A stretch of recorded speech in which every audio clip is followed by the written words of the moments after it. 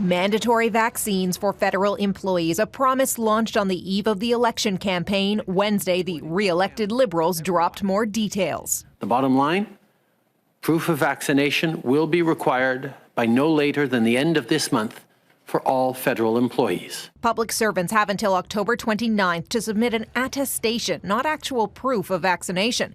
And those who don't will be placed on administrative leave without pay as early as November 15th. It doesn't apply to everybody coming into a federal workplace. The Public Service Alliance of Canada supports a vaccine policy but has concerns, including a lack of consultation. Sending us a draft document 24 hours before the announcement is made, that's not meaningful consultation.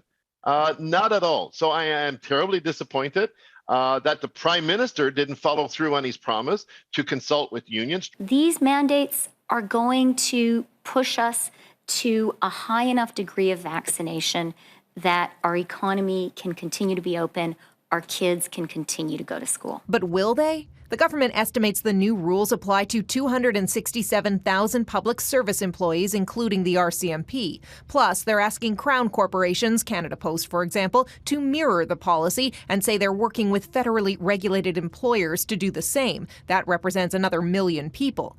The Chief of the Defence Staff is issuing a vaccine directive Wednesday for all Canadian Armed Forces members. And the second piece, starting October 30th, everyone 12 and up must be fully vaccinated to board a plane or train in Canada, with cruise ship passengers to follow.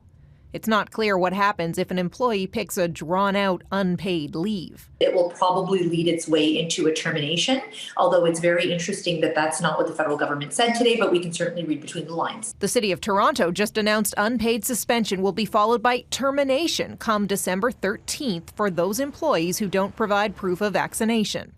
Nationally, there will be some accommodations made, including on religious or medical grounds. Exceedingly narrow, specific, and, to be honest, somewhat onerous to obtain. Actual proof of vaccination, a vaccine passport, remains clunky at best with a patchwork of systems across the country. The Prime Minister continues to promise a national vaccine certificate to make things easier, especially for travel. But Wednesday, Trudeau didn't have any new specifics to share on timing. Robin? Abigail Beeman in Ottawa. Thanks, Abigail.